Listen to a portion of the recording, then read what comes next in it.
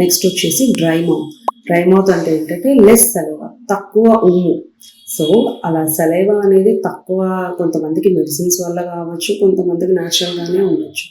అలాంటప్పుడు కూడా మనకి ఎనామెల్ అనేది డ్యామేజ్ అవుతుంది అనమాట. ఇంకొంతమంది అయితే బాటిల్స్ అనేది నోట్తో తీస్తారు. అలాంటప్పుడు ఎనామిలే కదండి డ్యామేజ్ అయ్యేది. కొంతమంది దారం పంటితో కట్ చేయడం, పెన్ను కొరకడం, పెన్సిల్స్ కొరకడం, నెయిల్స్ కొరకడం, ఇలాంటివన్నీ చేస్తుంటారు. సో ఇవి చేయడం వల్ల కూడా ఎనామిల్ అనేది డ్యామేజ్ అవుతుంది అనమాట. ఒక్కోసారి ఫ్లోరైడ్ పేస్ట్ వాడకపోవడం వల్ల కూడా ఎనామిల్ అనేది డ్యామేజ్ అవుతుంది.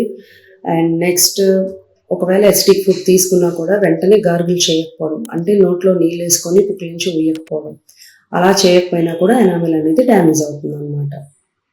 మనకి ఎనామిల్ అనేది once lost then it's permanently lost. ఒకసారి పోతే మళ్ళీ తిరిగి రాదండి. సో ఎనామిల్ లేయర్ అనేది పోతే మనకి ఎలాంటి సిమ్టమ్స్ ఉంటాయంటే సెన్సిటివిటీ, బాగా చల్లవి కానీ వేడి కానీ పులుపు తీసుకున్నా కానీ బాగా సెన్సిటివిటీగా ఉంటుంది.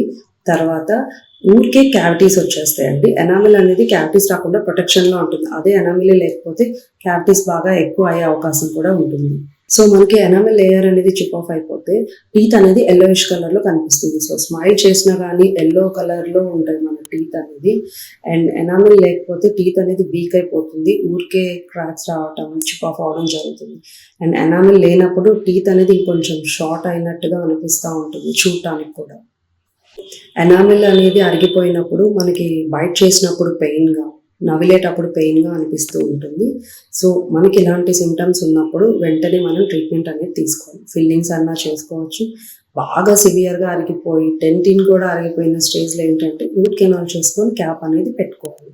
సో మనకి సెన్సిటివిటీ లేకుండా ఉంటుంది, ఈజీగా ఇన్ఫెక్షన్ రాకుండా మనం ప్రొటెక్ట్ చేసుకున్నట్టు ఉంటుంది.